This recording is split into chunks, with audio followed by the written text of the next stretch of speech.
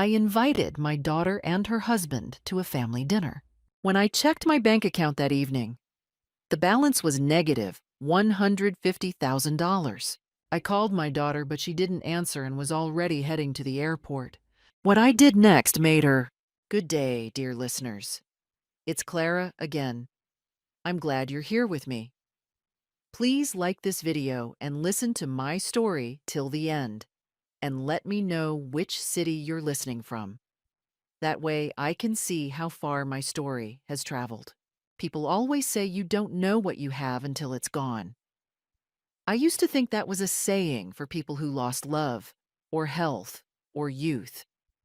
I never imagined it would apply to $150,000 sitting in my savings account. Money I had spent 23 years building, dollar by careful dollar. My name is Linda Mercer. At 58, I lived alone in the house I'd shared with my late husband, Robert, in a quiet neighborhood outside Phoenix, Arizona. The bougainvillea he planted along the back fence still bloomed every spring, hot pink against the bleached stucco wall. I kept it trimmed the way he liked. Some habits you don't break. After Robert passed, a heart attack 6 years ago, sudden and merciless, I threw myself into work. I ran a small event planning business out of a converted spare bedroom. Corporate luncheons, retirement parties, the occasional wedding. Nothing glamorous, but it was mine, and it was steady. I was not wealthy by any grand measure, but I was comfortable, secure. That word, secure, had meant everything to me since the day I watched them lower my husband into the ground and understood that I was entirely on my own. My daughter, Ashley, was 31. She had her father's blue eyes and, as it turned out, very little of his honesty.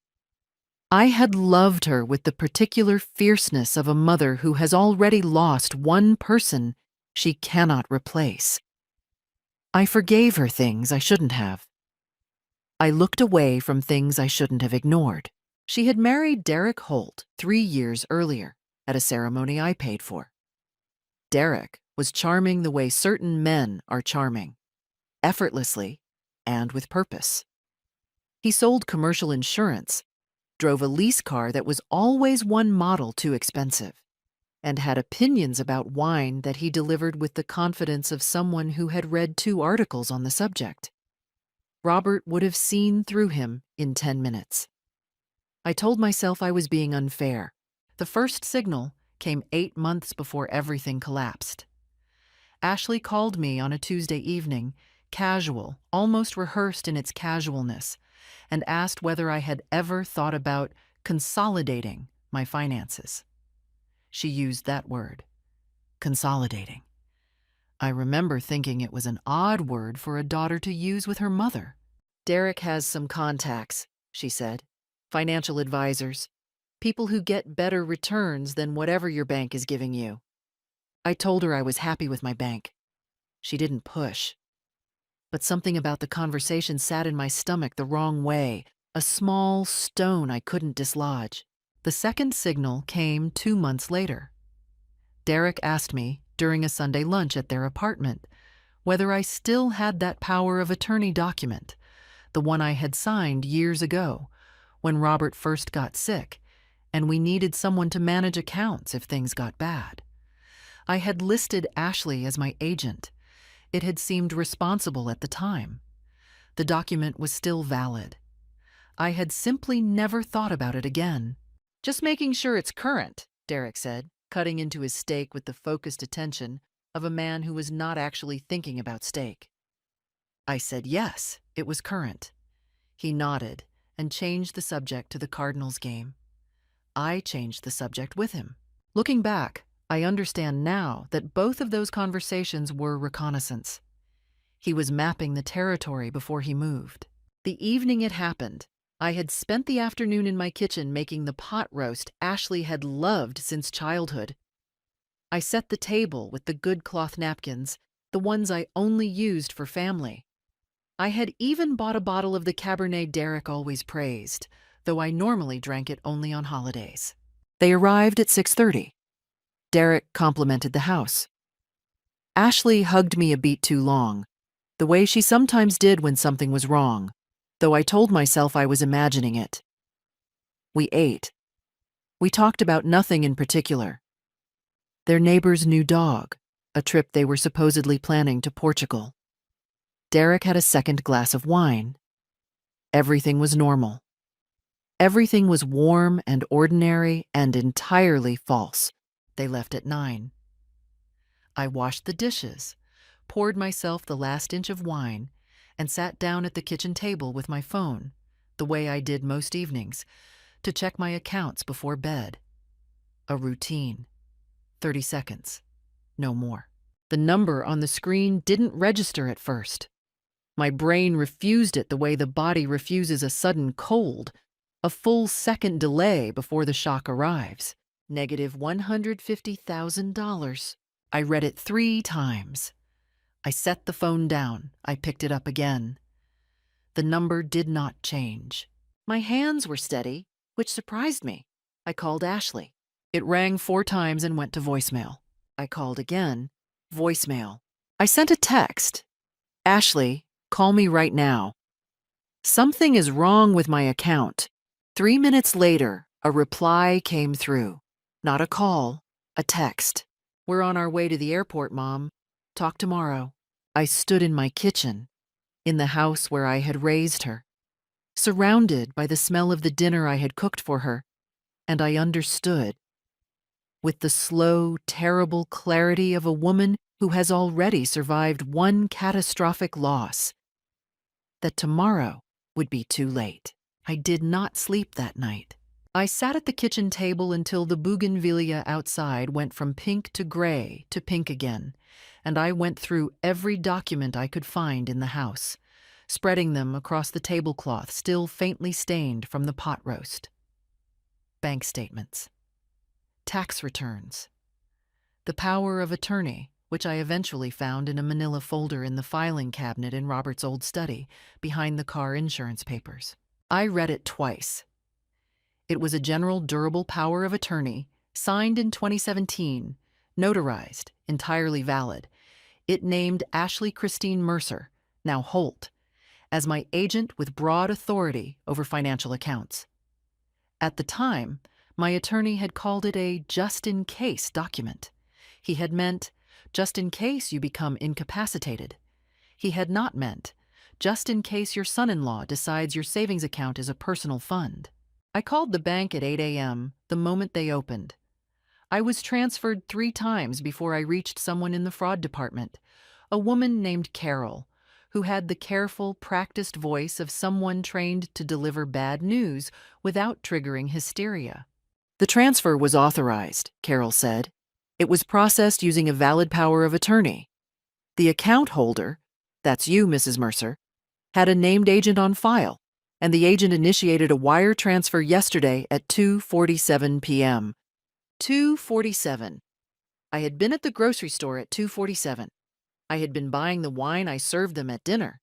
The transfer went to an account ending in 7741, Carol continued.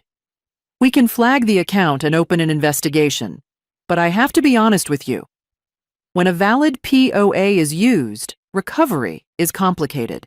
It's not the same as fraud in the traditional sense. My daughter didn't steal from me, I said, and then stopped, because the sentence had come out wrong. I had meant to say someone stole from me. What I had actually said was that my daughter hadn't done it, and I wasn't sure that was true. I wrote down everything Carol told me. Account number, transfer time, reference code. The name of the fraud department supervisor. I underlined the reference code twice. After I hung up, I sat very still for a moment. The fear was physical. I want to be precise about this because people use the word fear loosely. This was not anxiety, not worry, not the low hum of general dread. This was a cold weight in my chest, a faint shaking in my fingers, a strange ringing in my ears that I associated afterward with the sound of 23 years of work being erased in a single afternoon. I had $4,200 in a checking account and some equity in the house. That was what I had left. And then something shifted. I have thought about this moment many times since. I cannot fully explain it, except to say that I have already survived the unsurvivable once.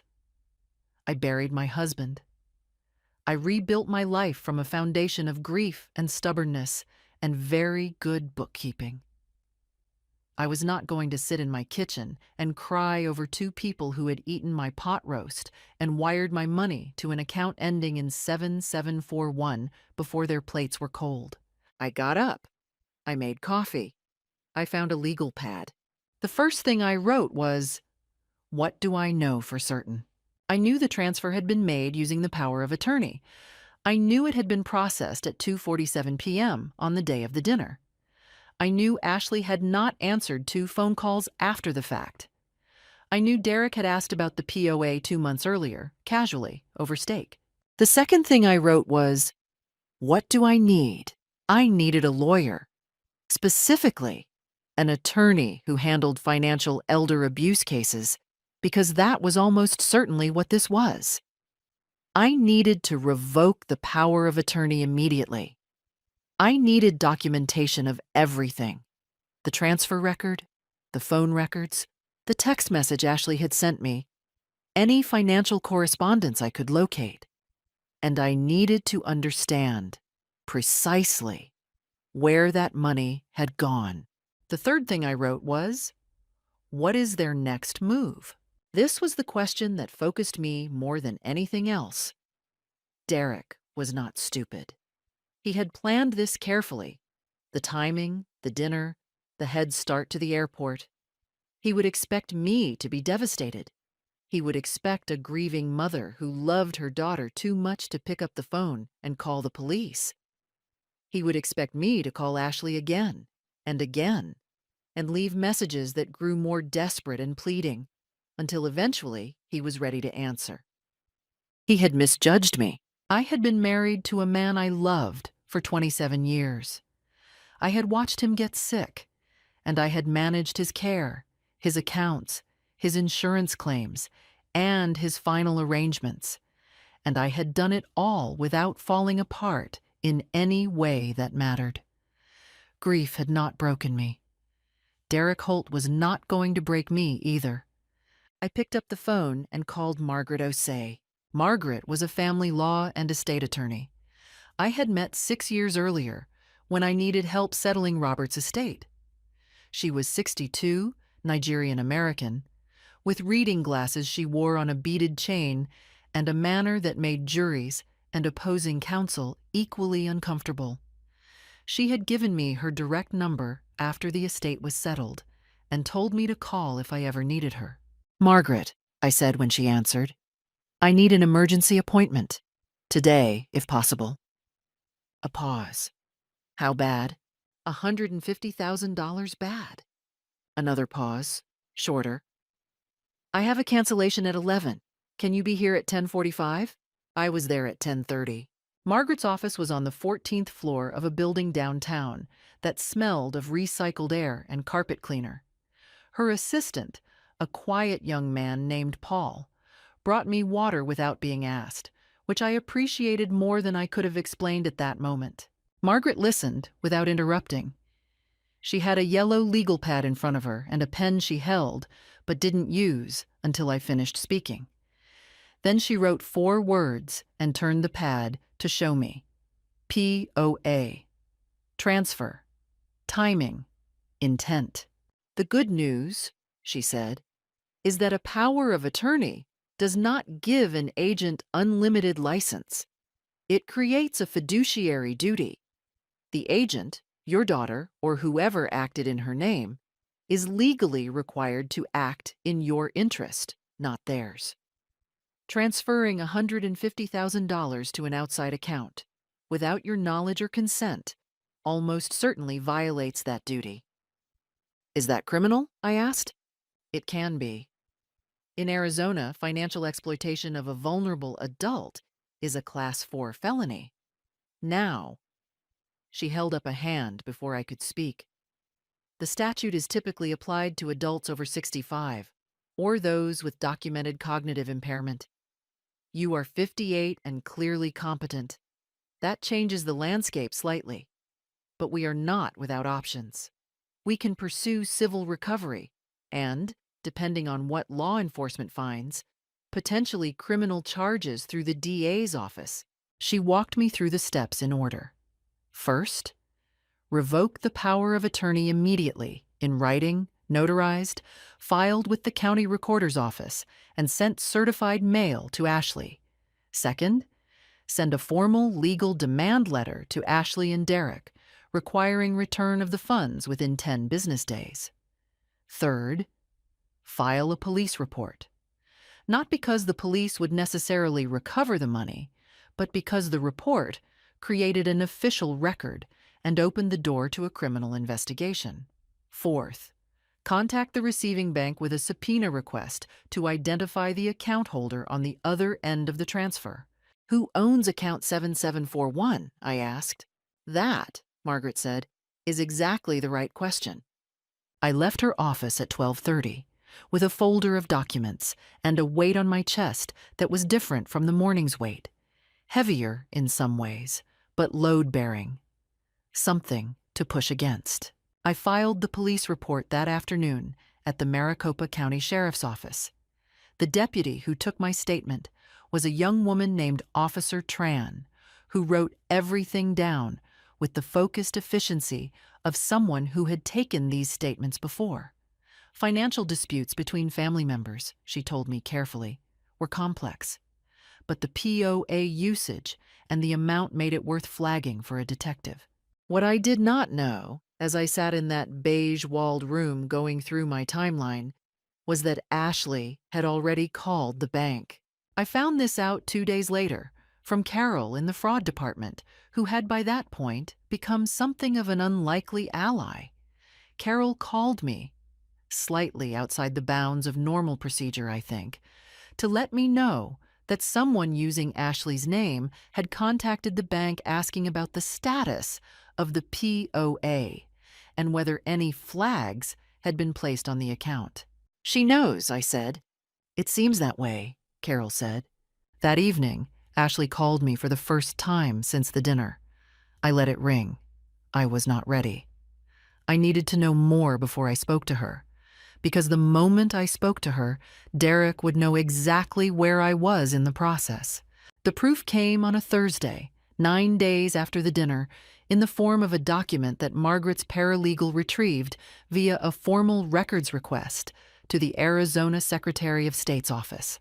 3 months before the transfer, Derek Holt had registered a limited liability company, Meridian Capital Consultants, LLC. The registered address was a mailbox at a UPS store in Tempe. The single listed member was Derek Andrew Holt. The account ending in 7741 belonged to Meridian Capital Consultants, LLC. My money had not gone to pay off a debt or cover a medical emergency or fund some misguided investment in Ashley's name.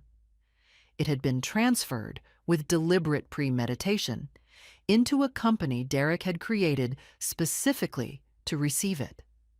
The dinner, the wine, the hug that lasted a beat too long, all of it had been window dressing around a theft that he had been planning for at least 3 months. I sat in Margaret's conference room and looked at the Secretary of State document for a long time. "This is the proof," Margaret said quietly. She didn't phrase it as a question.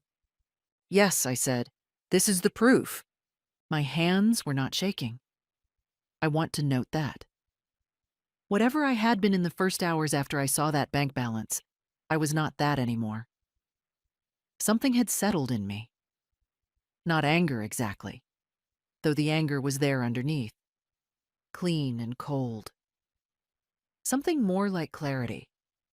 The kind of clarity that comes when you finally stop hoping you were wrong about something. I had not been wrong. The demand letter went out by certified mail and email on a Friday morning. Margaret had written it in the precise, unembellished language of someone who has spent decades saying serious things and intending every word. It named Ashley Christine Holt and Derek Andrew Holt. It referenced the wire transfer of $150,000 on the specific date and time. It cited the fiduciary duty created by the power of attorney, the Arizona Revised Statutes, and the existence of the police report case number. It demanded return of the full amount within 10 business days, failing which Margaret's office would file a civil complaint and forward the complete file to the Maricopa County Attorney's Office for criminal review. I spent the weekend that followed doing normal things with the focused deliberateness of someone who understands that normal things are a form of armor. I walked in the morning. I watered Robert's bougainvillea. I returned phone calls from clients about 2 upcoming corporate events and handled them professionally, because my business was the one remaining financial structure I had, and I intended to protect it.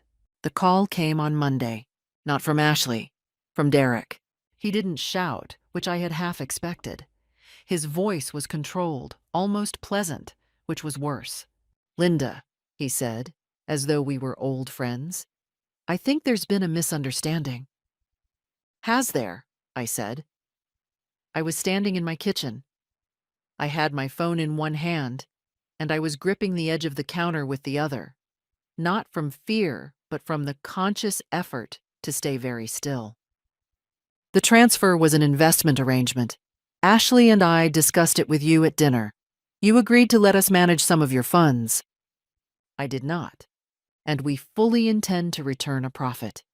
This legal letter is completely unnecessary and, frankly, hurtful. We're family, Linda." The word family landed in a specific way. I had suspected he would use it.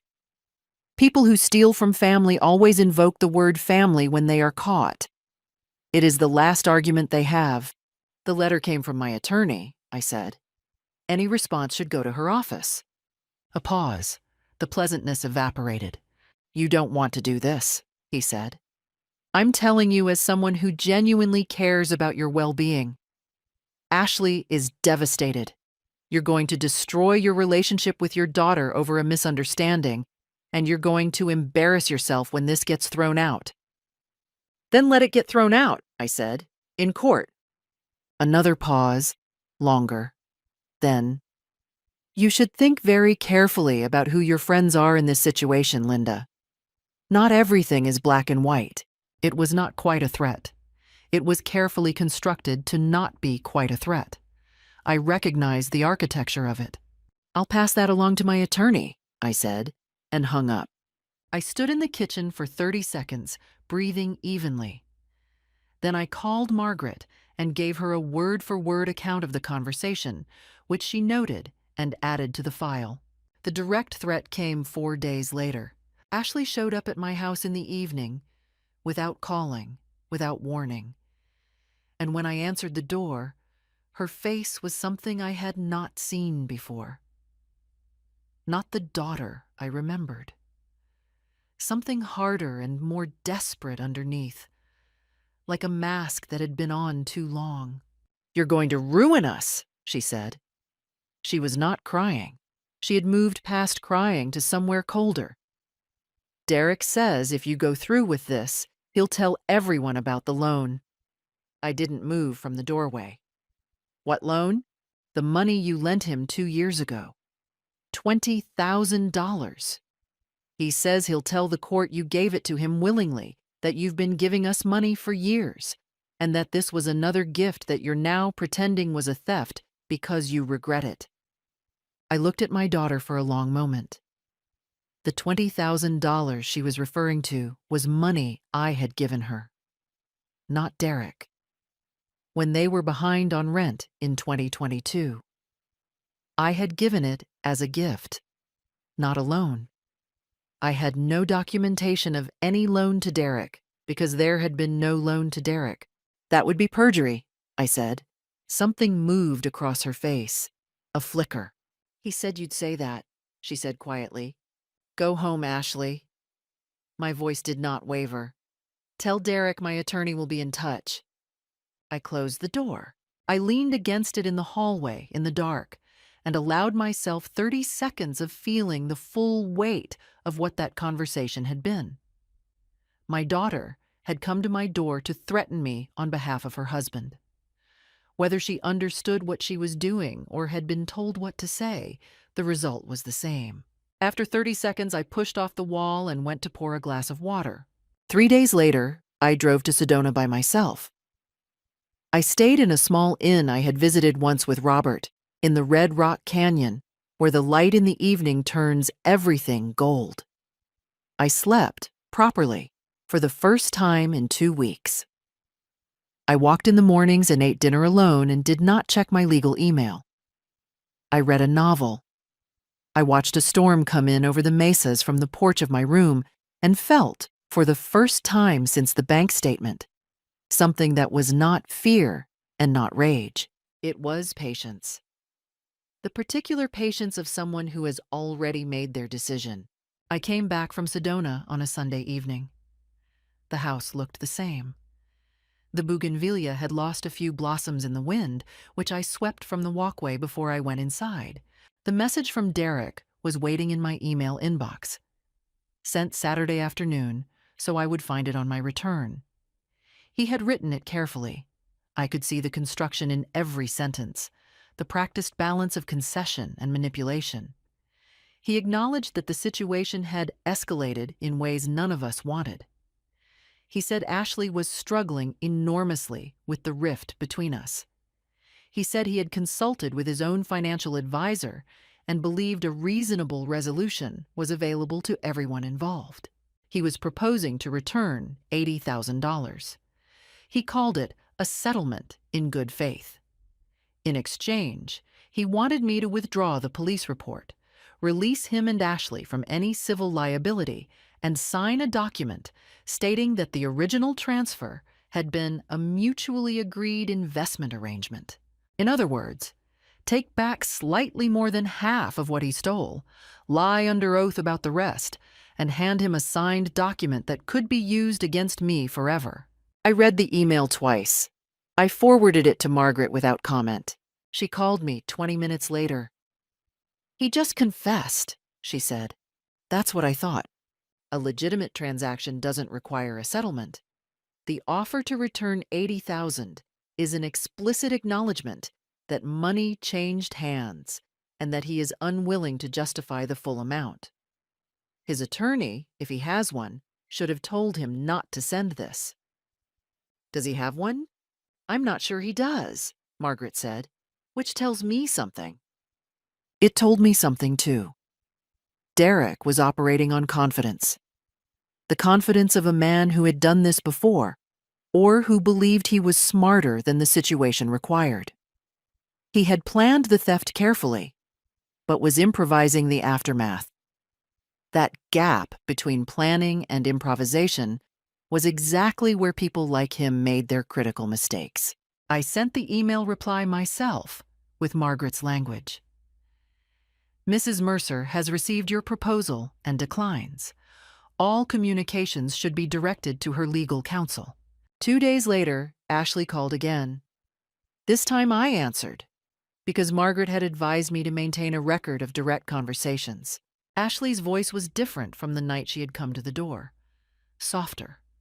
More like the daughter I recognized. Mom, she said, I just want to talk. Just us. Can we please just talk? And I felt it. Of course I felt it.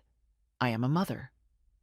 The pull toward that voice existed entirely independently of everything I knew to be true. That is the particular cruelty of this kind of situation. The person used against you is also a person you love, and those two facts do not cancel each other out. I'm listening, I said. I know what Derek did was wrong, she said. And there it was. The thing I had been waiting to hear from her, the sliver of truth. I know it. But if you take this to court, if this becomes criminal, her voice broke in a way that sounded real. He goes to prison, Mom, and I have nothing. I have no job, no savings, I'll lose the apartment. You'll destroy my life trying to hurt him. I sat with that for a moment. Ashley, I said carefully, the money he took was my retirement. It was everything I had outside of this house. Did you think about my life when you drove to the airport? Silence. I want you to be safe, I said. I genuinely do. But what you're describing isn't a reason for me to let this go. It's a reason for you to get a very good divorce attorney. She hung up. It had not been a real conversation. It had been a strategy. The maternal angle. The appeal to my instinct to protect her, even at my own expense. I didn't blame her for trying. I think she may have even half believed it herself, which made it both more and less effective. What I needed now was not strategy. What I needed was people who would simply stand with me without an agenda. I called my friend Patricia Bellows, who had been my closest friend for 20 years and who had the distinction, rare among people I knew, of saying exactly what she thought without embellishment. I told her everything over coffee at her kitchen table, and she listened with the still, focused attention of someone who understands that what is needed in that moment is not advice, but presence. "What do you need from me?" she asked when I finished. "Right now, just this," I said. She nodded. She refilled my coffee. She asked about the Sedona trip, and I told her about the storm over the mesas. And we talked for another hour about things that had nothing to do with Derek Holt. And by the time I drove home, the weight was not gone, but it was distributed differently. Shared weight, which is the only kind that becomes bearable. I also called my accountant, a methodical man named Stan, who I had worked with for 15 years, and asked him to audit my business accounts independently, as a precaution. Stan called back 2 days later to confirm that my business accounts were clean. Derek had only accessed the personal savings via the POA, which he had not had any authority to apply to the business structure. The investigation was moving forward. Margaret had received a response from the receiving bank confirming that a subpoena was being processed for the Meridian Capital Consultants LLC account records. The detective assigned to my case, a deliberate, careful man named Detective Arroyo, had called to tell me they had confirmed the LLC registration and the transfer timeline and were building a case file. Slowly, methodically, the net was tightening. Derek and Ashley were watching. I could feel it, the silence from their end, the way the calls had stopped after Ashley's last attempt. They were recalibrating, trying to figure out how far I intended to take this, whether I would still blink. I would not blink. They came on a Wednesday evening, 3 weeks after Sedona. I had not been warned. No call, no text. At 7:15, my doorbell rang, and when I opened it, they were both there. Ashley in a coat I hadn't seen before, Derek with his hands in his jacket pockets, and that particular expression of his, the one that had taken me 3 years to correctly identify as not warmth, but the performance of warmth. I did not open the storm door. "We wanted to talk to you in person," Ashley said. "Please, Mom, 5 minutes." What do you do when your daughter is standing on your porch? You do not simply close the door, not if you are still a human being and not merely a legal proceeding. I stepped back and let them in, but I did not offer them seats, and I did not move toward the kitchen. We stood in the front hallway, the 3 of us, as though none of us intended to stay. Derek began. He had prepared, I could tell. The pacing of it, the way he leaned back slightly on his heels as he spoke, feigning ease. He was sorry. The word came out smoothly, without friction. He and Ashley had been under enormous financial pressure, a debt to a private investor that had come due unexpectedly, and he had panicked and acted rashly, and he understood that what he had done was wrong. He wanted to make it right. He used the word family 4 times in 3 minutes. I counted. "I know you're angry," he said. I understand. But if we can come to an arrangement between ourselves, keep this private the way families handle things, everyone comes out better. The alternative is lawyers and courts and the kind of public ugliness that doesn't benefit anyone. He paused, and his eyes settled on me with something that was not quite a smile. Including you, he said. A legal battle is expensive, Linda, even when you win, and you're running a small business and things are already tight. My finances are not your concern, I said. I'm just pointing out, he continued as if I hadn't spoken, that a pragmatic solution, a structured repayment, 80,000 now, the rest over 18 months, keeps this from becoming something no one can control. The moment it goes fully criminal, it's out of all our hands. Ashley could be called as a witness. Things she said to you, things she knew, those become part of a record. Do you understand what I'm saying? I understood exactly what he was saying. He was telling me that if I proceeded, he would implicate Ashley, whether as a co-defendant or as a witness forced to testify against her own interests. He was using her as a buffer. And the terrible thing was that there was a thread of truth in it. Ashley had known. How much she had known and when was something the investigation would determine. But she had stood on my porch and delivered his message and driven to the airport without calling me. Her involvement was real. He was betting I would not risk her. I looked at Ashley. She was not looking at me. She was looking at the floor, at a point near the baseboard, and her jaw was set in a way that told me the performance of the apology had cost her something. She was ashamed. That was real too.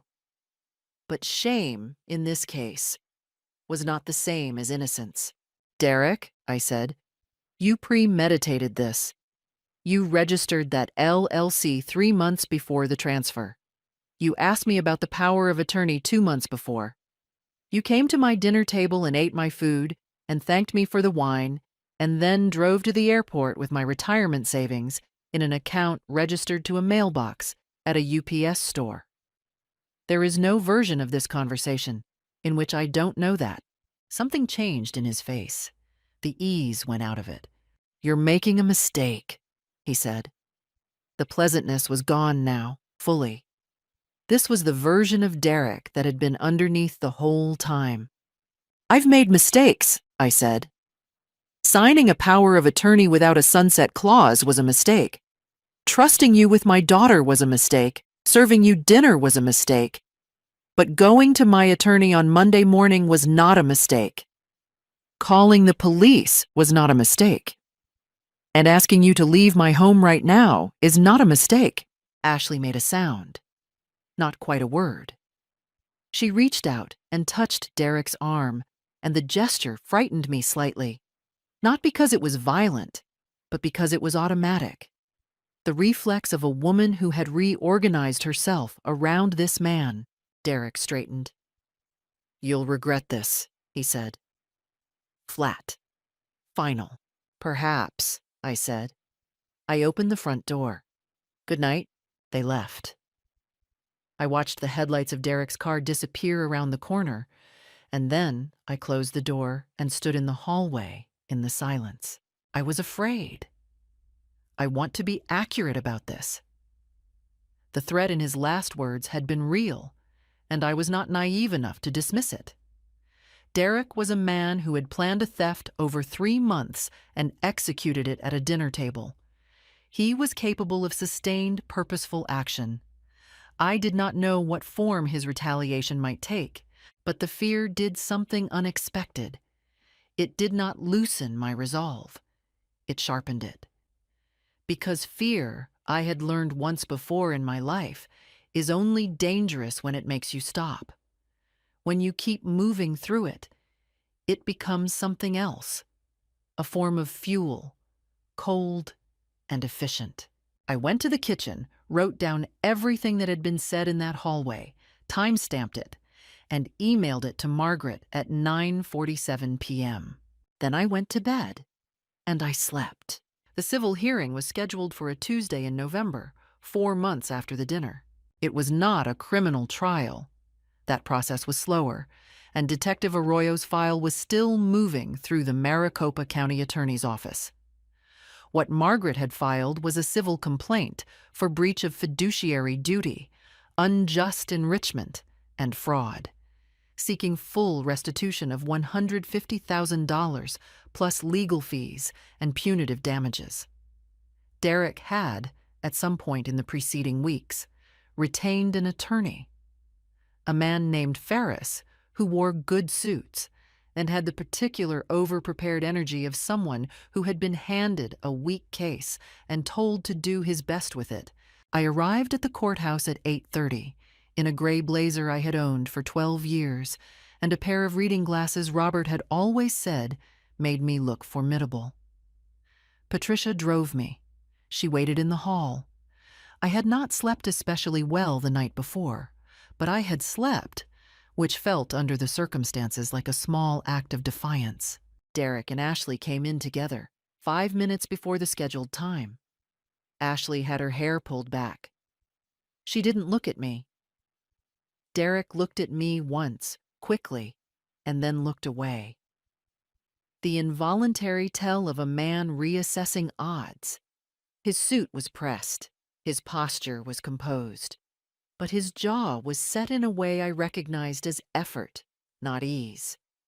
The judge was a woman in her mid-60s, Judge Eileen Park, with reading glasses on a chain, and the focused patience of someone who had heard every variety of human dishonesty across a long career and was no longer surprised by any of it. She ran a quiet courtroom. Margaret had structured our presentation in 4 parts: the POA and its limitations, the evidence of premeditation, specifically the LLC registration 3 months prior, the transfer record, and Derek's own email offering to return $80,000, which Margaret correctly characterized as an admission. Ferris's strategy became apparent within the first 20 minutes.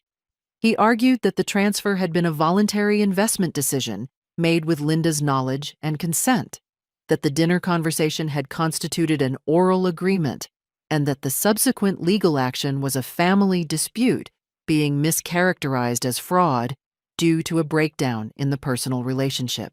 Judge Park listened to this with an expression that gave nothing away. Then came the cross-examination.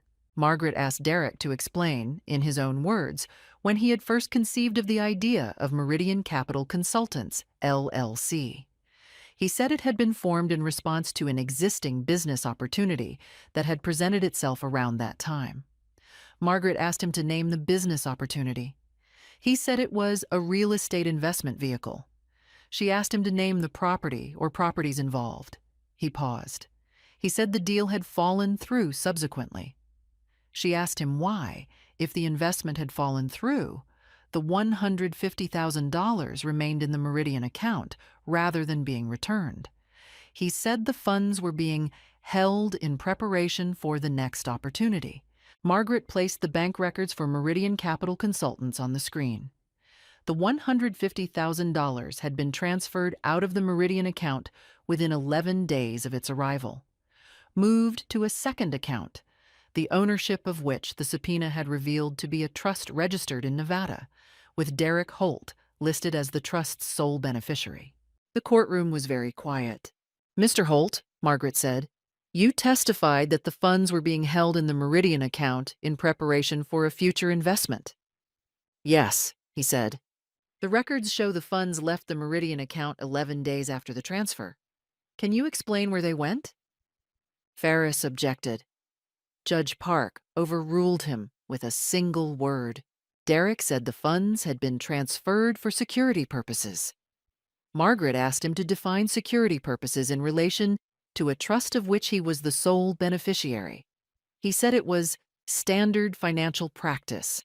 She asked if he could produce any documentation of the investment for which these funds had been held. He said documentation was being compiled. Ferris interjected again, citing relevance.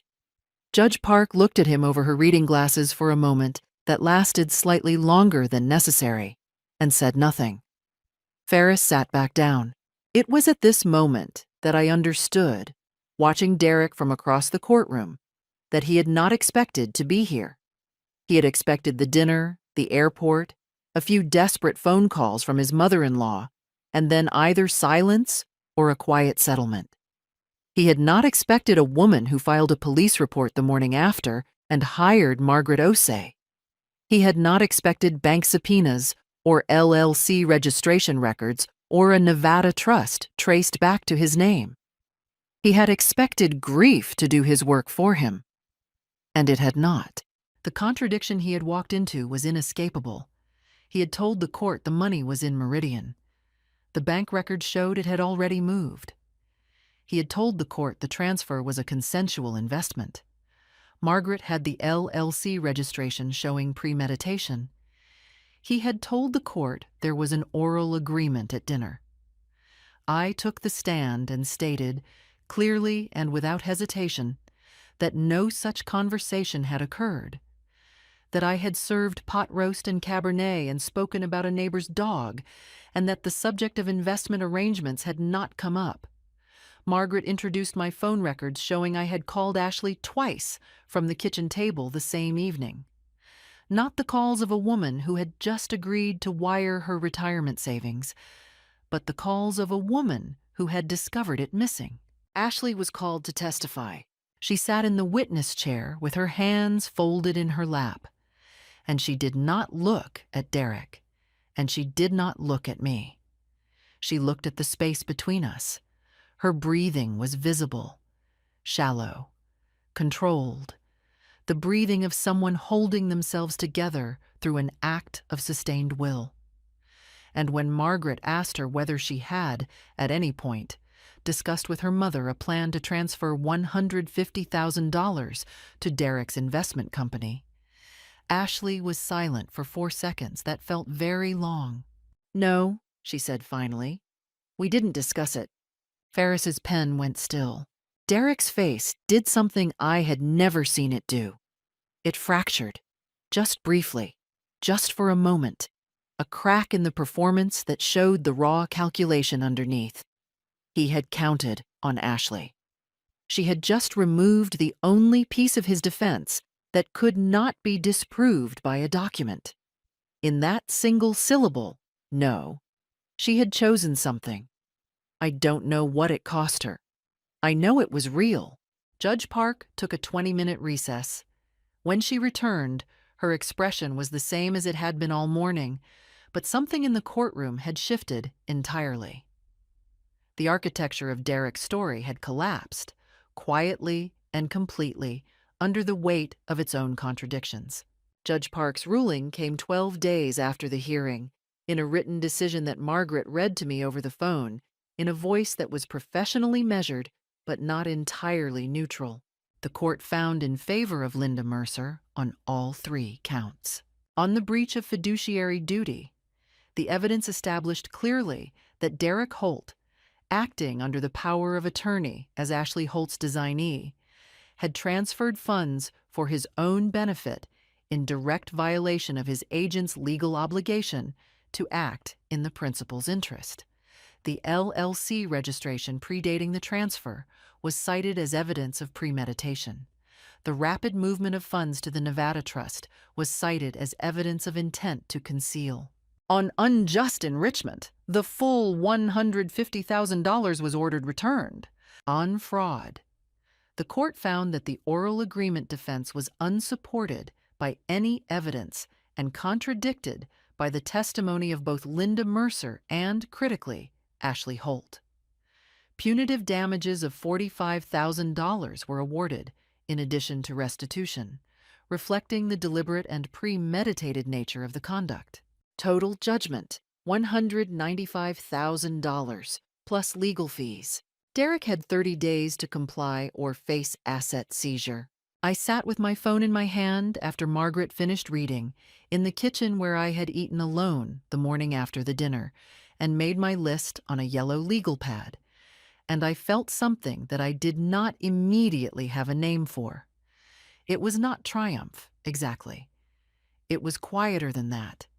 It was the particular feeling of having done the necessary thing completely and arrived at the other side of it. I set the phone down on the table and looked at the window, at the ordinary gray morning outside, and understood that it was over. The asset seizure became necessary. Derek did not comply within the 30 days. He didn't have $195,000 in accessible accounts. The Nevada Trust was the subject of a separate legal action, still moving. And Ferris had, at some point, apparently withdrawn from the case, which told its own story about how his legal fees had been going. Margaret filed for judgment enforcement. The court authorized a lien on the Holtz apartment and an attachment order on Derek's income. His employer, the commercial insurance firm, received formal notification of the garnishment. Within 6 weeks of that notification, Derek was let go from his job.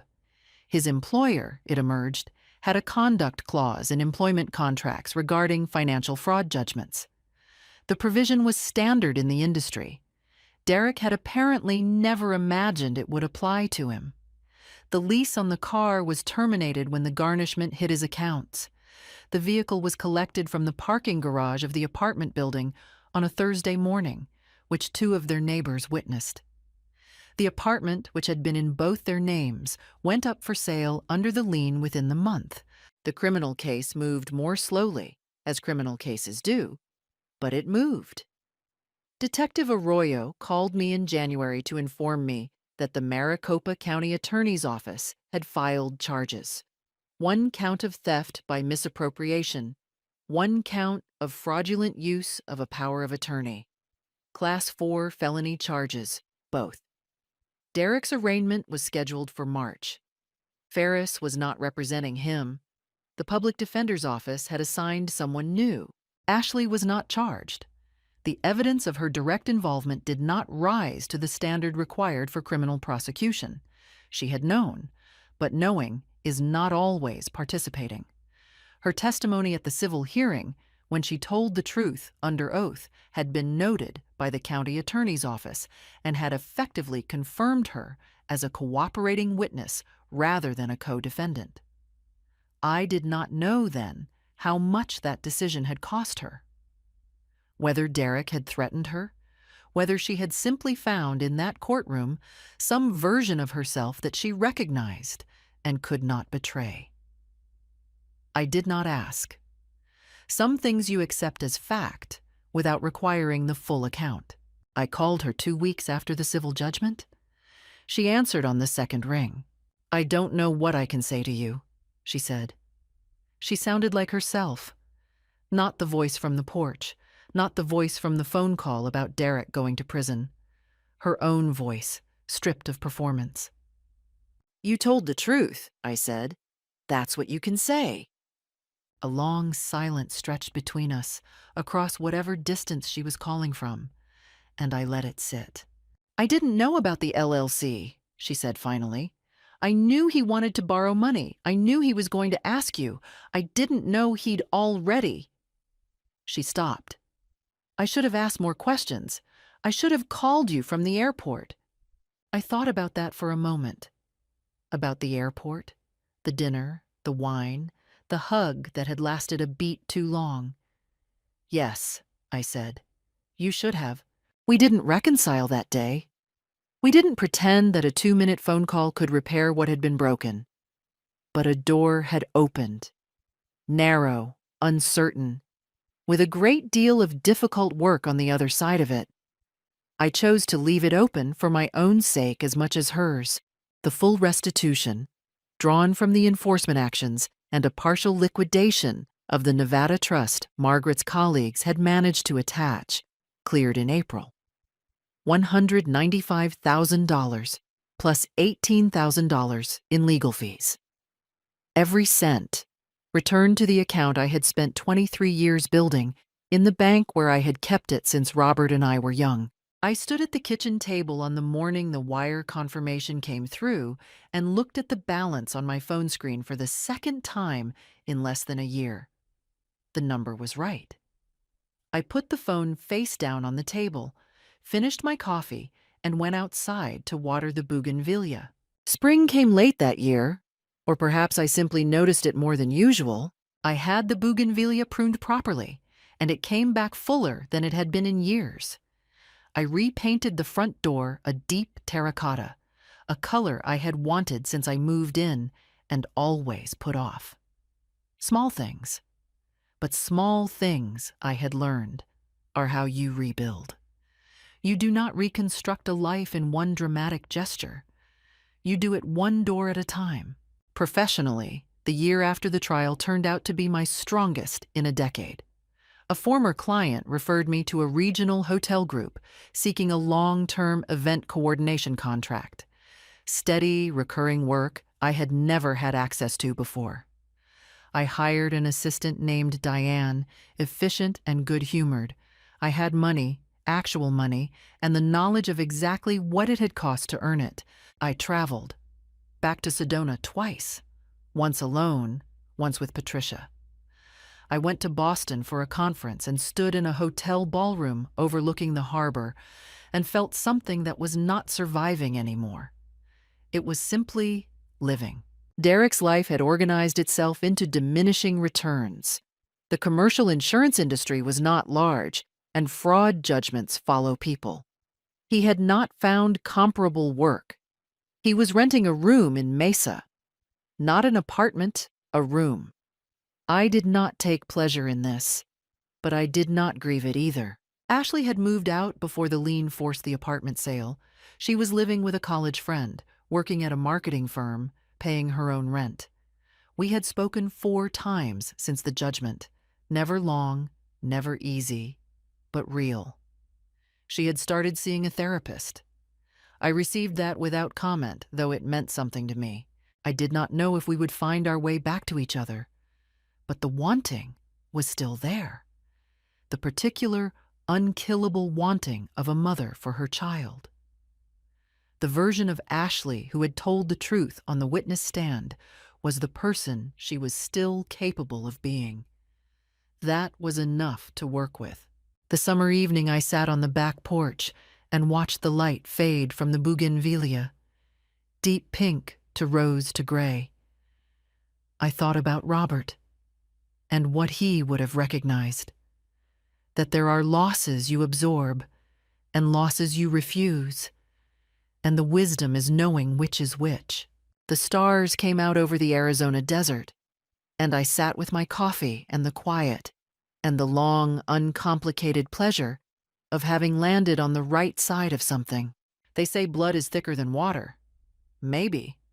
But it does not make theft into a gift or a signature on a document into permission to take everything you have built. I signed a piece of paper because I trusted. I lost $150,000 because I looked away from the signals, and I got it back. Every dollar. Because I stopped waiting to be wrong about what I already knew. Document everything. Trust carefully. Act quickly. What would you have done? Answered that last phone call from the airport, or let it ring? Leave a comment below. And thank you, truly, for listening. A month after my daughter's wedding, the photographer called me. "Ma'am, I found a strange photo with your husband and your daughter. Come alone immediately." What he showed me turned everything upside down. Good day, dear listeners. It's Clara again. I'm glad you're here with me. Please like this video and listen to my story till the end, and let me know which city you're listening from. That way, I can see how far my story has traveled. I used to think I was the luckiest grandmother in all of Charlotte, North Carolina. That was before the photograph changed everything. My name is Margaret Caldwell, Peggy to anyone who's ever sat at my kitchen table. And for 64 years, I had built a life out of simple, honest things. A white house on Birchwood Lane with a porch swing I repainted every spring. A garden that grew more tomatoes than one woman could ever reasonably eat. 2 daughters, a son, and 6 grandchildren who called me on Sundays without being reminded. My husband, Gerald, had passed 4 years prior, and the grief had settled into something manageable, a permanent guest I'd learned to live alongside. I wasn't lonely. I was, as my friend Dorothy liked to say, seasoned. My eldest daughter, Claire, was the quiet one. 38 years old, a third-grade teacher, a woman who still ironed her pillowcases and kept a handwritten grocery list on the refrigerator door. She had dated carefully, cautiously, the way she did everything, and when she brought Derek Weston home for Thanksgiving 3 years ago, I watched him, the way I watched everything, with patience and without judgment. Derek was polished. That was the word that came to me first and never quite left. 41 years old, regional sales director for a pharmaceutical company, the kind of man who remembered to compliment the hostess and refilled your water glass before you noticed it was empty. He was handsome in a deliberate way. Hair always neat, shoes always shined. Claire lit up around him, and I told myself that was enough. Was it enough? I asked myself that question many times afterward. The wedding was held on the 14th of September, on a Saturday that the weather treated like a gift. We rented Thornfield Estate, 20 miles outside Charlotte, a venue with white oak trees and a pond that reflected the afternoon light like hammered silver. Claire wore her grandmother's pearl earrings, my mother's pearls, and she cried when I fastened them for her in the bridal suite. I cried too. It was the kind of day that feels complete even while it's happening. I danced twice, ate too much wedding cake, and drove home just after 10 o'clock. I told myself everything was perfect, and for 31 days, I believed it. The call came on a Tuesday afternoon in October. I was pulling weeds from the flower bed along the front walk when my phone buzzed in my cardigan pocket. An unfamiliar number, local area code. Mrs. Caldwell? The voice was young, slightly uncertain. This is Ryan Howell. I was the photographer at your daughter Claire's wedding. Of course, Ryan. I straightened up, pressing one hand to my lower back. How are you? Are the photos ready? There was a pause that lasted just a breath too long. That's actually why I'm calling. I've been going through the full gallery, all 1,800 shots, and I came across something. Something I can't just send in a digital file without talking to you first. The skin on my arms prickled despite the warm October sun. What kind of something? I'd really rather show you in person, ma'am. His voice dropped slightly, the way voices do when someone is choosing words very carefully. Would you be able to come to my studio? Alone, if possible. I think it's important that you see this before anyone else does. I almost dismissed it. I almost said, Ryan, just email me whatever you have. I was 64 years old and I had learned that most alarming things turned out to be nothing. A smudged name, a blurry background, someone caught mid-blink, but I didn't dismiss it. Something in his voice, that careful, almost reluctant seriousness, sat in my chest like a stone for the rest of the afternoon. I went the following morning. Ryan's studio was on Meridian Street, above a dry cleaning shop, the kind of small business held together by craft and determination. He met me at the door, shook my hand with both of his, and I noticed he didn't smile the way young people usually do when they're trying to put you at ease. He sat me down in front of a large monitor. He didn't speak. He simply opened a photograph. It took me a moment to understand what I was seeing. The image was time-stamped 6:47 p.m. During the cocktail hour, while guests mingled on the east lawn and the string quartet played Debussy. The location was the small side corridor just inside the venue's back entrance, partially obscured by a stone arch. Derek was in the photograph, my new son-in-law, on his wedding day. And so was a woman I had never seen before in my life. His hand was on her face. Her forehead was pressed to his, and the way they stood together, the way bodies speak their own language regardless of what the mouth claims, told me something that no caption, no context, no reasonable explanation could undo. I stared at that photograph for a long time without saying a word. Ryan quietly placed a box of tissues on the table beside me. I drove home from Ryan's studio on Meridian Street in a silence so complete I could hear my own heartbeat over the engine.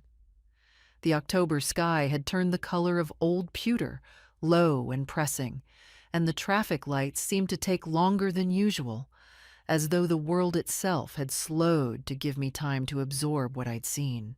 I didn't cry. Not then. Crying requires a kind of surrender I wasn't ready for. What I did instead was think. I sat in my car in my own driveway for 20 minutes, engine off, hands folded in my lap, and I thought with the cold, methodical focus of a woman who had once managed a household of 5 children on a schoolteacher's salary. Gerald used to say I was the only person he knew who could grieve and strategize at the same time. He meant it as a compliment. I had always accepted it as one. The facts, as I understood them. Ryan had photographed a moment between Derek and an unknown woman, intimate, unmistakable, at 6:47 p.m. on the evening of his own wedding.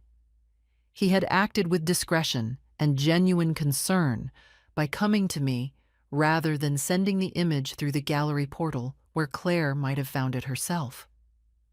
Ryan had also, he'd told me quietly before I left, noticed the woman earlier that evening near the parking area. She had not been on the guest list. She had arrived alone, spoken to no one else, and left before the reception dinner. A woman who came to a wedding she wasn't invited to, sought out the groom during the cocktail hour, and was gone before the cake was cut. I knew what that meant. I had been alive long enough to know exactly what that meant. The question that sat heaviest on me in that driveway was not what had happened. The question was how long. Because the photograph captured a moment of complete comfort. The ease between them. The lack of any furtive glance toward the door. That was not the body language of a man committing a reckless impulse. That was the posture of habit. And then, almost against my will, I began to count backwards. Claire had mentioned, 3 months before the wedding, that Derek had been stressed with work and was sometimes unreachable in the evenings. She'd laughed it off. You know how he gets when a quarter is closing. I had accepted that explanation because Derek had always seemed devoted. I had wanted him to be devoted. There had been one Sunday dinner, perhaps 6 weeks before the ceremony, when Derek's phone had buzzed repeatedly during the meal. He'd turned it face down on the table, which I'd noted as polite at the time. Now I cataloged it differently, and Claire, my careful, methodical Claire, had seemed thinner in the final month before the wedding. I'd attributed it to bridal nerves. Women lose weight before weddings. It's practically a cliché. But what if it wasn't nerves? What if some part of her already sensed something she hadn't yet allowed herself to name? That thought was the one that finally broke through. Not anger at Derek, not outrage at the betrayal, though both of those would come. But the image of my daughter, quiet and trusting, ironing her pillowcases in a house she shared with a man who had brought another woman to their wedding. I went inside. I made tea I didn't drink. And I began to think about what to do. The first instinct, the maternal primal instinct, was to call Claire immediately. But I stopped myself. If I called Claire now with nothing more than a single photograph and a stranger's description, one of 2 things would happen. Either she wouldn't believe me, or she would confront Derek before I had anything solid enough to protect her with. Derek was smooth. He was practiced. He would have an explanation ready, and in the absence of evidence, explanations were remarkably effective at making truth sound like paranoia. No, I needed more than one photograph.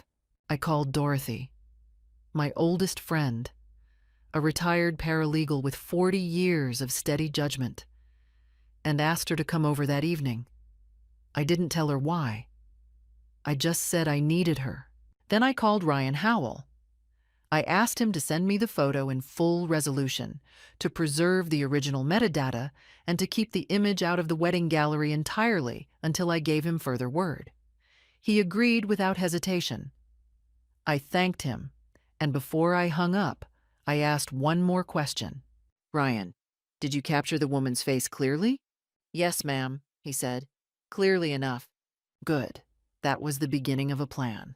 Dorothy arrived at 7 with a bottle of Riesling she didn't open and a legal pad she did.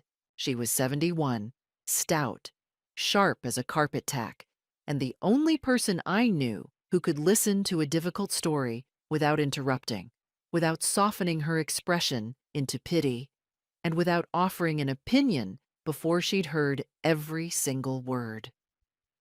I told her everything: Ryan's call, the drive to Meridian Street, the photograph on the monitor, the time-stamped certainty of it.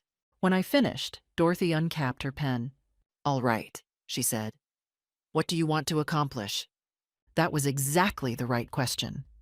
Not how do you feel, not that poor Claire, though I knew Dorothy felt both of those things. But what do you want to accomplish? I had loved her for 43 years for precisely this reason. I want to know who she is, I said. I want to know how long this has been going on, and I want Claire to have everything she needs before she makes any decision, legal, financial, or otherwise. Dorothy wrote 3 things on the legal pad. Then she looked up. You'll want a private investigator.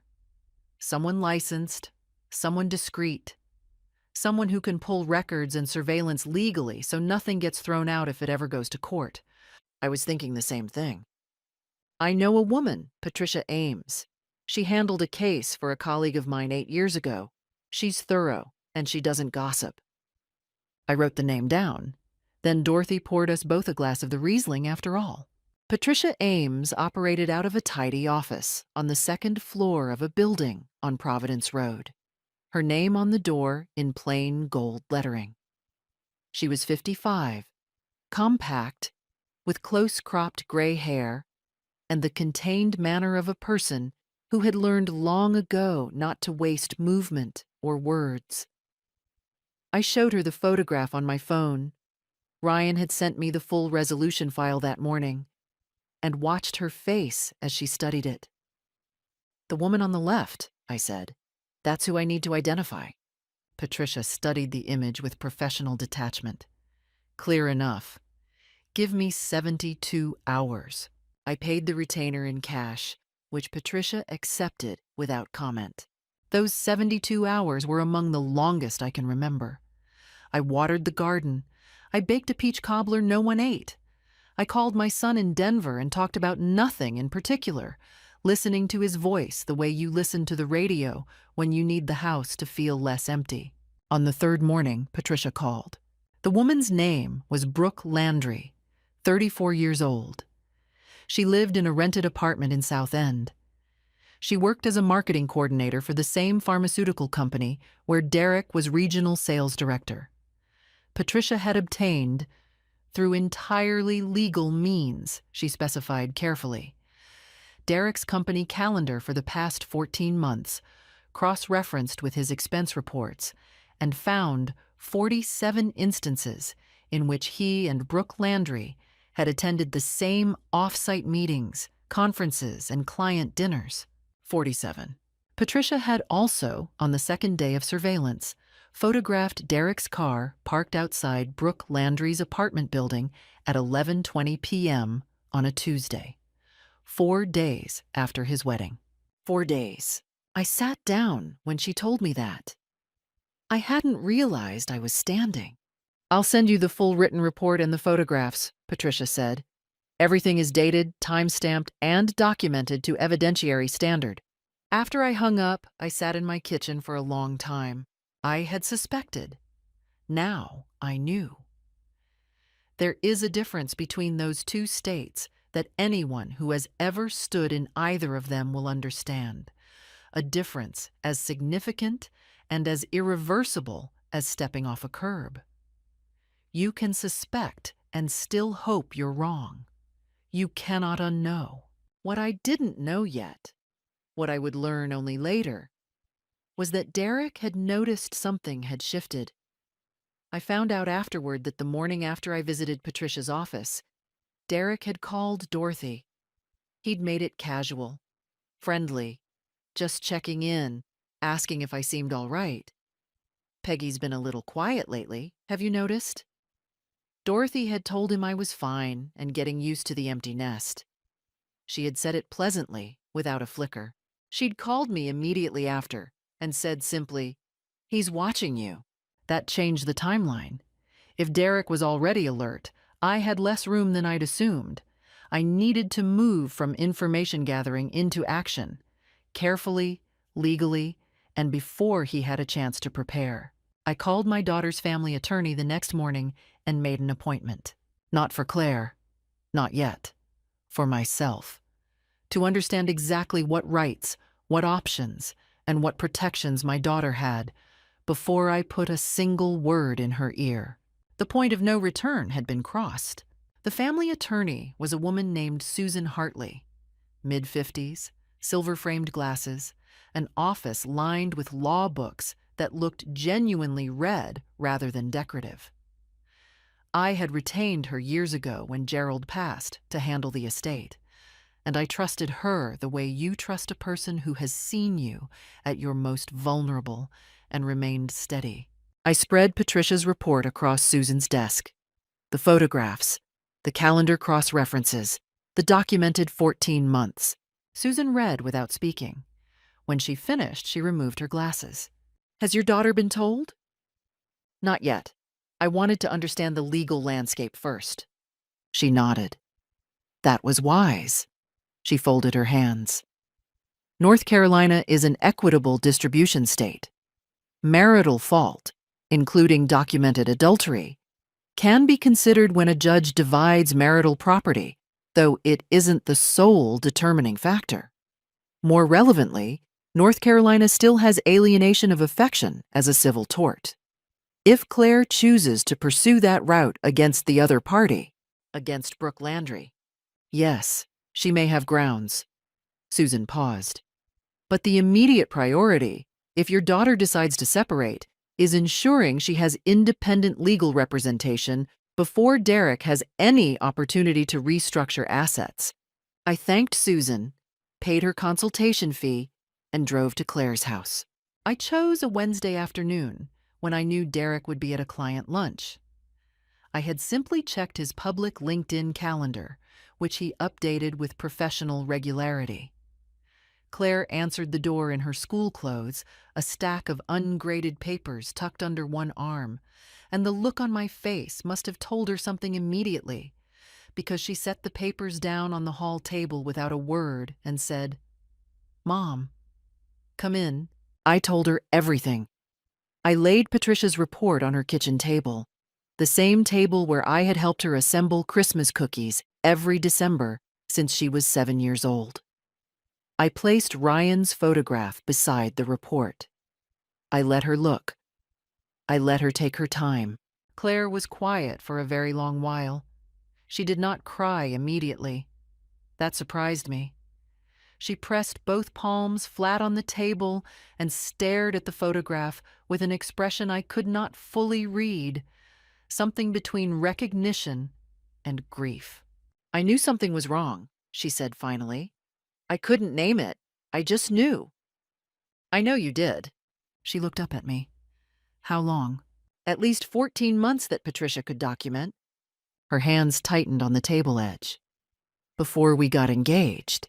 Yes, that was the moment she wept. 2 days later, Derek came to my house. He did not come alone. He came with his mother, Sylvia Weston, 68 years old, from Savannah, a woman constructed entirely of controlled surface and sharp interior angles. Sylvia had always been cordial to me at the precise temperature of cordial, required by social necessity, and not 1 degree warmer. I had never trusted her instinctively, and I had spent 2 years questioning that instinct, telling myself it was uncharitable. I opened the front door and looked at them both standing on my porch. "Peggy," Derek said, with the tone of a man who has decided to be reasonable, "we need to talk." "I think we do," I said, and stepped back to let them in. What followed was, I can only describe as, a performance. Derek positioned himself as a man who had made a mistake, a singular lapse, who was devastated by his own weakness and desperate to repair his marriage. Sylvia said little but sat very straight, watching me the way a second in a duel watches the opposing seconds. Measuring, calculating. Then the register shifted. Derek leaned forward.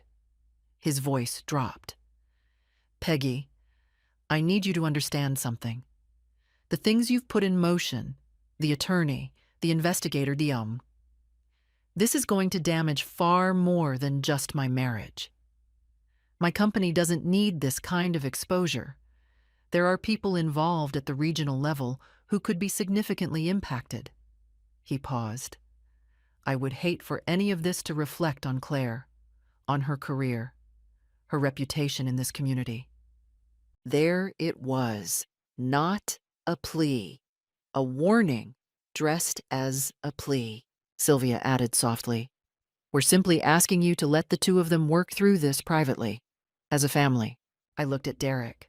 I looked at Sylvia. I thought of Claire sitting at her kitchen table with her palms pressed flat and her voice saying, "Before we got engaged." "Thank you for coming," I said. "I'll show you out." Derek's jaw tightened. Sylvia's composure cracked just at the edges. They left. I locked the door behind them, sat down in Gerald's old armchair, and breathed. Then I called Dorothy and told her I needed 3 days. 3 days to rest, to be still, to let my hands stop shaking. She brought soup on Friday. She didn't stay long. She understood. On Monday morning, I was ready again. The gift basket arrived on Saturday morning, the second day of my 3 days of rest. It was elaborate. A handled wicker basket wrapped in cellophane, filled with a bottle of Chardonnay, a wheel of aged cheddar, Marcona almonds, fig preserves, and a small handwritten card on cream-colored stationery. The handwriting was Sylvia's. I recognized it from the place cards she'd written for the wedding rehearsal dinner. "Peggy, thinking of you during this difficult time. Family is everything. Sylvia." I set the basket on the counter and looked at it for a moment. Then I put the wine in the recycling, set the food aside for Dorothy's next visit, and dropped the card in the trash. I understood the gesture precisely. It was not kindness. It was an investment. A small, deniable bid for goodwill, something Sylvia could point to later as evidence of her own generosity and my intractability. We tried. We reached out. She refused. It was the language of people who perform reconciliation without intending it. The following Tuesday, Derek called. I let it go to voicemail. His message was warm, measured, and entirely unlike the man who had sat in my living room 4 days earlier and suggested my actions might damage Claire's reputation. He said he'd been doing a great deal of reflection. He said he wanted to make things right, not just with Claire, but with me. That he valued my place in the family, that he had enormous respect for me, and that he hoped we could speak soon, just the two of us, without attorneys or investigators involved. Without attorneys or investigators involved. I replayed that line twice. I did not call back.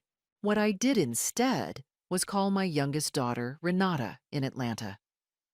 Renata was 59, sharper-tongued than Claire, and considerably less patient with pretense. She flew in the following Thursday. Didn't ask if she should come, just told me she'd booked a flight and would need picking up at Douglas at noon. She arrived with a carry-on bag and the expression of a woman who had already formed her opinions on the drive from the airport. I told her the full story over lunch at my kitchen table, and she listened in the same focused silence as Dorothy, though her silences had a different quality. Where Dorothy's patience was professional, Renata's was the concentrated stillness of someone working hard not to say what she was thinking until the moment was right. When I finished, she said, "What does Claire want? To end the marriage? She's already spoken to Susan Hartley." "Good." Renata picked up her fork. "Then we support her completely. What do you need from me?" That question, "What do you need from me?" sat in my chest like something warm. I told her I needed a witness, not a legal witness, but a human one. Someone who knew the full picture, who could be present at difficult moments, who could sit beside me and Claire at the attorney's office and make it clear that we were not isolated and that we were not afraid. Renata nodded. Done. She stayed for 10 days. She slept in the guest room, helped me deadhead the dahlias in the garden, and drove with me to Susan Hartley's office on the following Monday, when Claire signed the initial separation papers. She held Claire's hand in the parking lot afterward, while I stood nearby, slightly apart, watching my eldest daughter's face, the particular expression of a person who has done something terrifying and irreversible and is discovering, with cautious surprise, that they are still standing. On the morning Renata arrived, Patricia Ames had sent a brief follow-up message. Derek had been seen, she noted, meeting with Sylvia at a restaurant in Dilworth on the previous Sunday. They had been there for 2 hours. Patricia hadn't surveilled the meeting, but had noted the fact as a data point. The two of them were coordinating. I filed that information away without surprise. Sylvia was the real strategist. I had known that from the beginning, sensed it in the precision of her hospitality, the way she always seemed to be composing herself rather than simply being herself. Derek was capable and smooth, but he operated reactively, adjusting his performance to what the room required. Sylvia planned ahead. The question was what she was planning. I didn't know yet, but I knew I had something she didn't. I wasn't performing anything. I wasn't managing an image. I was simply, methodically, doing what was right for my daughter.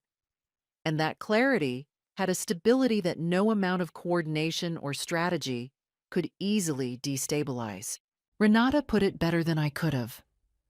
On the last night of her visit, sitting on the porch swing in the October dark with our tea, she said, "The advantage of telling the truth is you never have to remember what you said."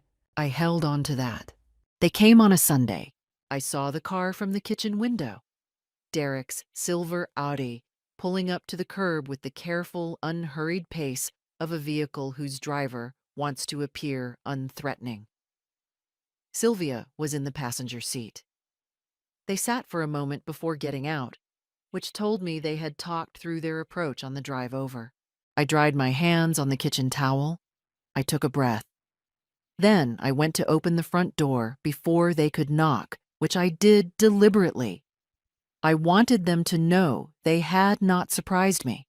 "Peggy," Derek smiled. He was carrying a paper bakery bag, which I recognized immediately as a prop. "We happen to be in the neighborhood. Do you have a few minutes?" "Happen to be. On my residential street on a Sunday morning." "Come in," I said. I did not offer tea. I sat in the armchair. They took the sofa. Sylvia was wearing a pale blue cardigan, her silver hair set immaculately, and she had the appearance of a woman paying a pleasant social call. Only her eyes gave her away, watchful, assessing, moving between my face and the room with the quick efficiency of someone cataloging exits. Derek opened. He was sorry. He was humbled. He had been speaking with his pastor. Did I know they had a pastor they both respected, someone Claire had met and liked? He felt that with time, with real work, with the right guidance, he and Claire could find their way through this. He believed in the marriage. He believed in family.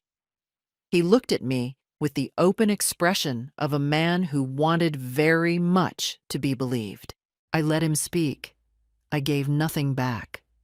No nod, no softening expression, nothing that could be interpreted as warmth or receptivity. I simply waited. Then Sylvia spoke. Her approach was different, quieter, more intimate, as though the two of us were having a private conversation rather than a negotiation. She told me she understood I was acting out of love for Claire. She said she respected that. She said she was a mother too, and that she knew what it was to be frightened for a child. She even touched her own collarbone lightly as she said it. A small, rehearsed gesture meant to signal vulnerability, to create the illusion of two women understanding each other across a table. Then she leaned forward slightly. "But Peggy," she said gently, "you have to understand what pursuing this publicly will mean for Claire. A legal separation, an investigation, a potential civil lawsuit. That's not a private matter. That becomes public record. People in this community talk. The school where Claire teaches. Those parents talk. Is that truly what you want for her? To be the subject of gossip? To be defined by this for years?" She held my gaze, waiting. It was, I acknowledged to myself, a skilled argument. It carried just enough genuine truth. Community gossip was real. Professional reputation did matter. To make the manipulation harder to name cleanly. That was the craft of it.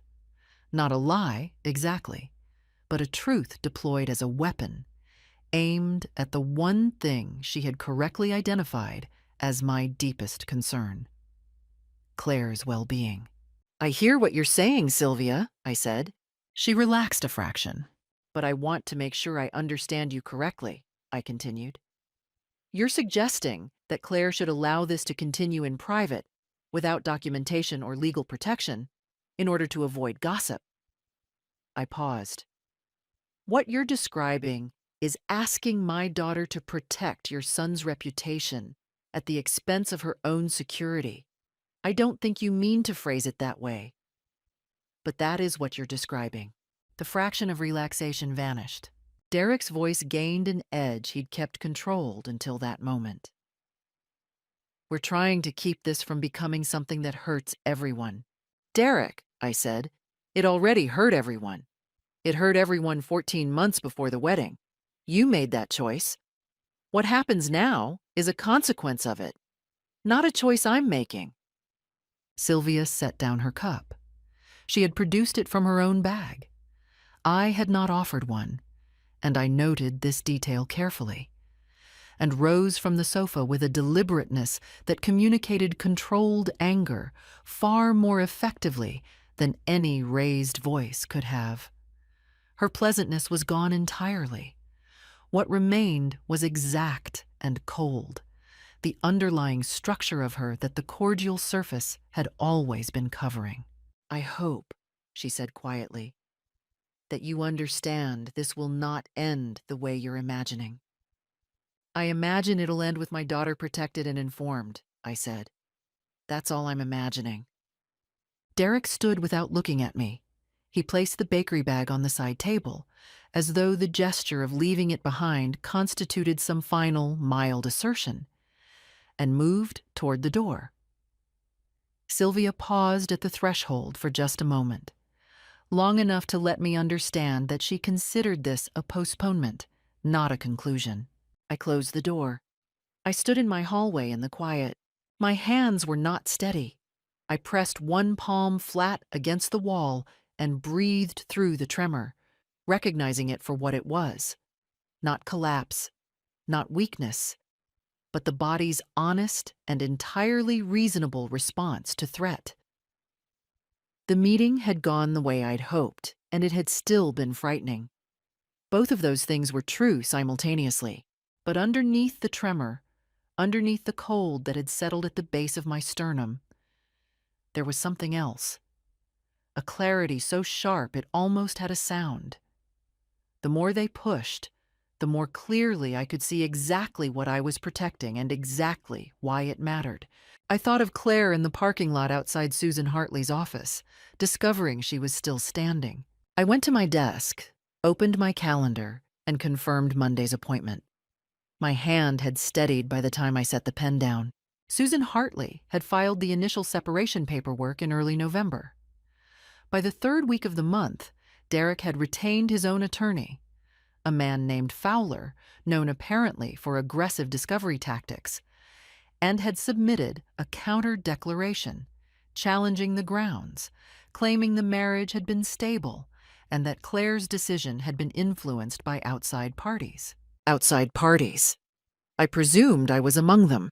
What Derek did not know, what neither he nor Sylvia could have anticipated, was that Patricia Ames had not stopped working when I'd received the first report.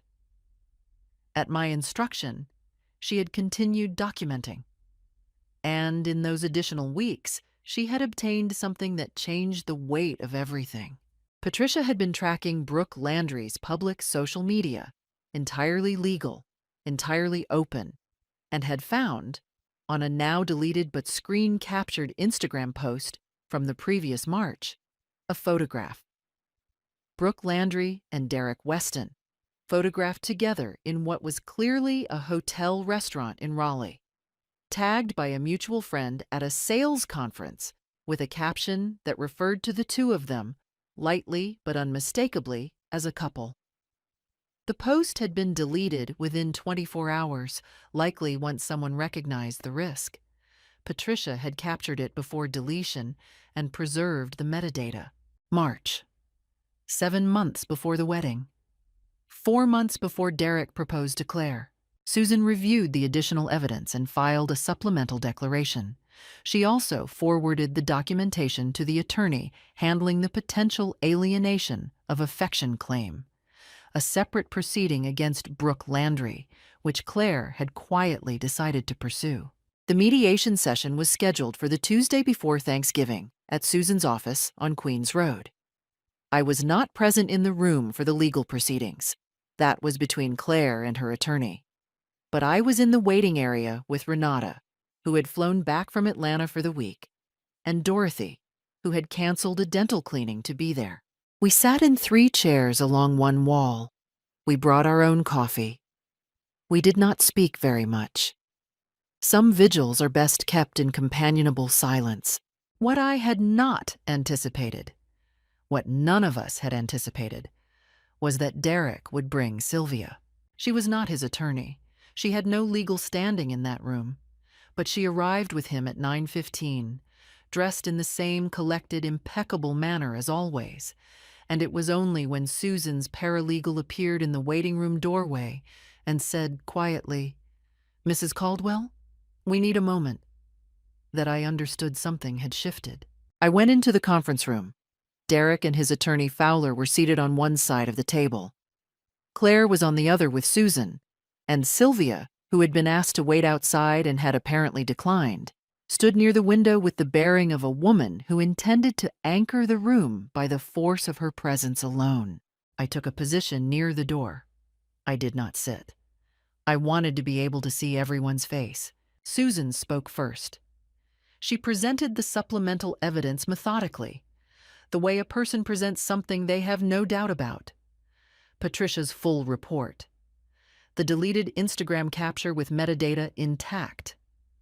The 72 documented contact instances across 14 months. The expense report, cross-references. The surveillance photographs, including Derek's car outside Brooke Landry's apartment building at 11:20 p.m., 4 days after the wedding. Fowler began his objection before Susan had finished her third sentence. It was a reflex, the professional equivalent of throwing up a hand, not a real argument yet, just a signal that an argument was coming. Derek said nothing.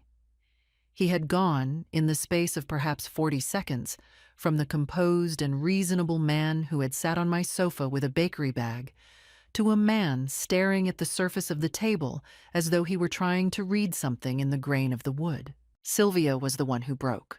She did not shout. It was quieter than that, and considerably worse. She addressed the room as though she had been given the floor at a board meeting, her voice controlled and precise and furious underneath both of those things. She said this was a coordinated attack. She said and here she turned and looked directly at me, standing by the door. Had been systematically building a case for weeks, hiring investigators, consulting attorneys, turning Derek's wife against him before the girl had been given room to think. Your son's wife, Susan said, without raising her voice at all, is 38 years old and holds a professional teaching license. She is not a girl, and she is not confused. She has been manipulated by her mother. Sylvia, Derek's voice, low, clipped, who has never once accepted this marriage, who made up her mind from the beginning. Sylvia! Sharper, with a warning in it that I recognized. The sound of a man who knows the performance has gone off script and is trying to pull it back. She stopped. The silence in that room had a particular texture. The specific quiet of a space where something irrevocable has just been said.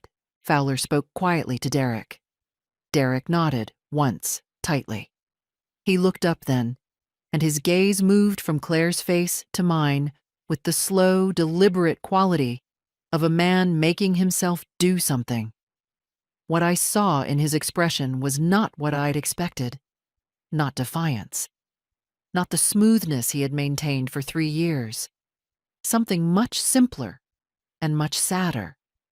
The exhaustion of a person who has been carrying a constructed version of themselves for too long and can no longer remember what was underneath it.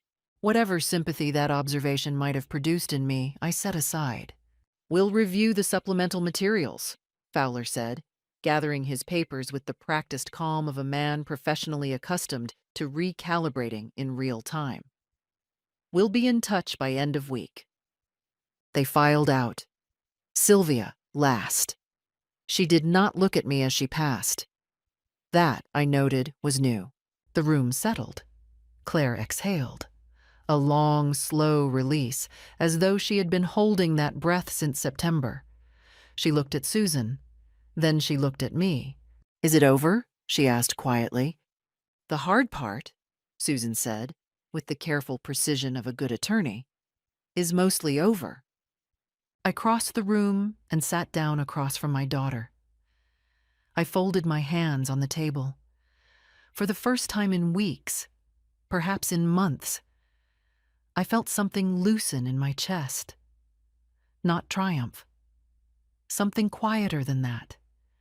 The feeling of a door closing on a room you never wanted to be in.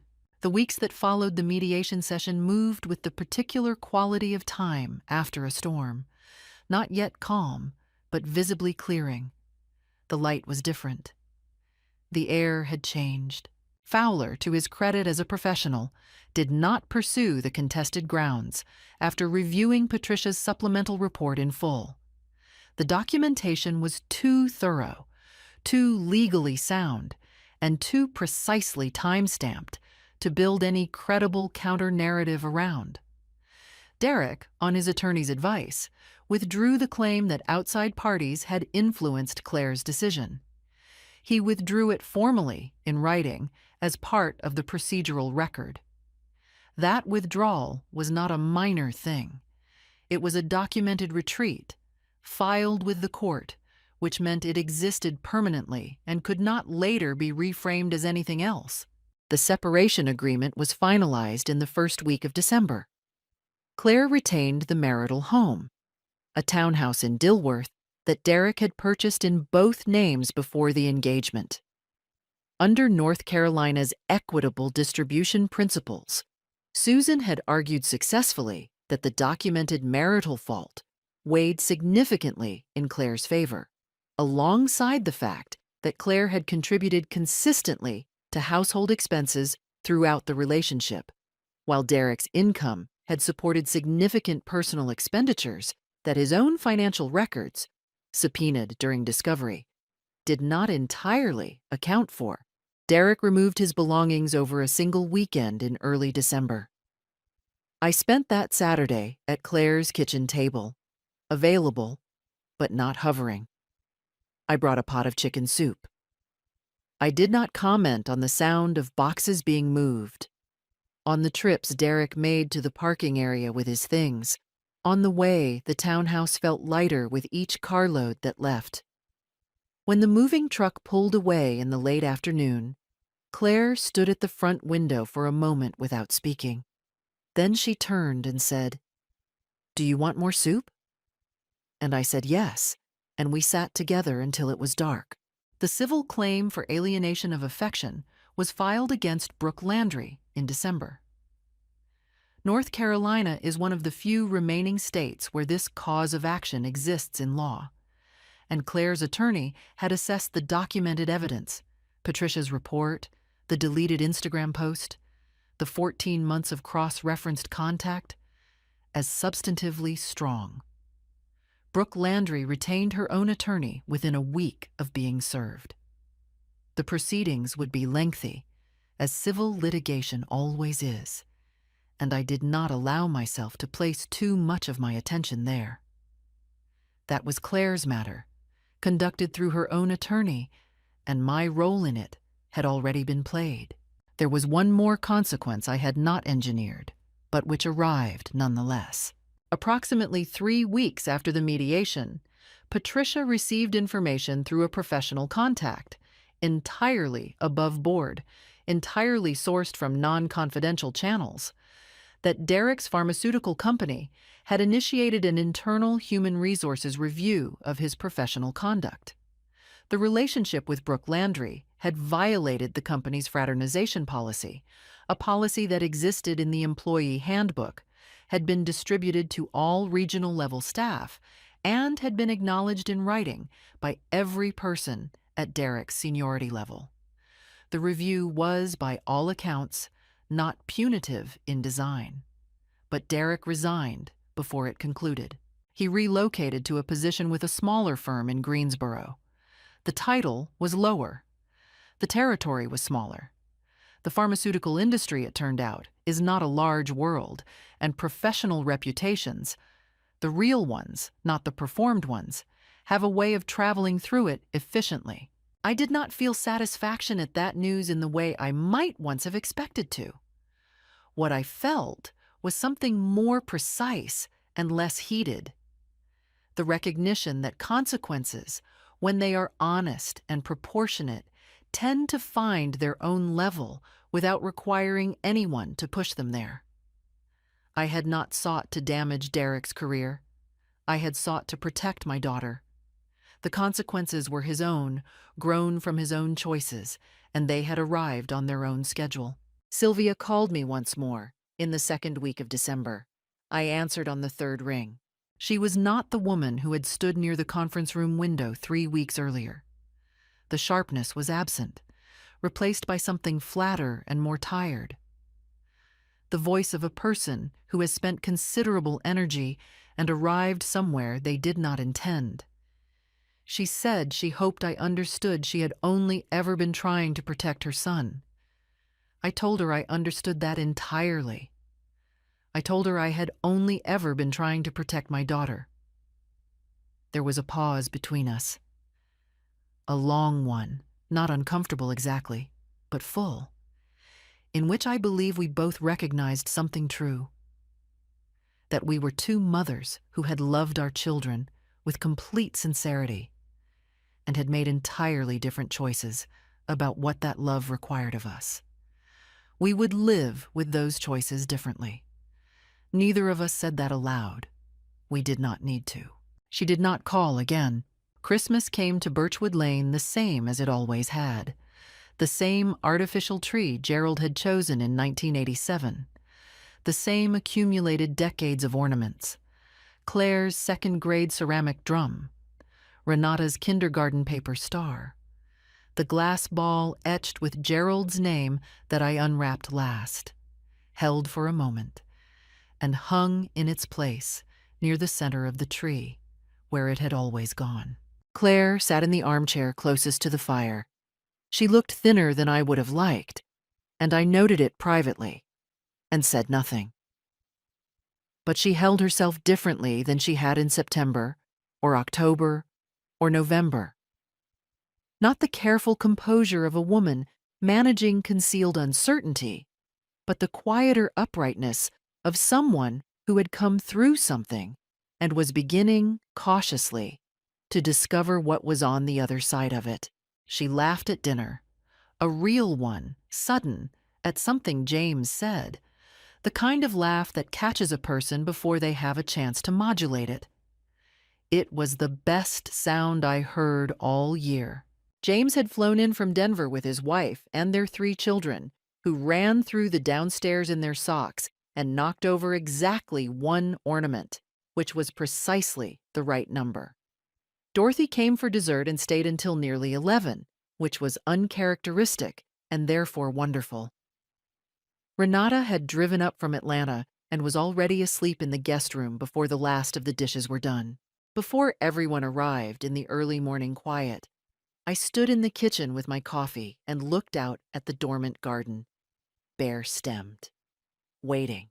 I thought of Gerald. I thought of what he would have said about all of it. He would have said, "You did what needed doing." He was economical with praise. It was one of the things I had loved most about him. I heard from upstairs the first sounds of grandchildren waking, thumping small feet, a muffled argument about something inconsequential, then laughter. I turned toward the stairs. Spring came to Birchwood Lane the way it always did. Slowly, then suddenly, the dogwood in the front yard white blooming before I had remembered to expect it. The months that followed Christmas moved with a different quality than the months before. Not easier, exactly. Healing doesn't move along a smooth gradient, but more spacious. There was room to breathe again, room to notice ordinary things. The particular angle of February, light through the kitchen window, the smell of the soil when I turned the first beds in March, the way a Tuesday could pass without a single moment of dread. Claire returned to work full-time in January. She had taken a reduced schedule in November and December. Her principal had been quietly understanding. And returning to her classroom had, by her own account, been one of the most stabilizing things she did.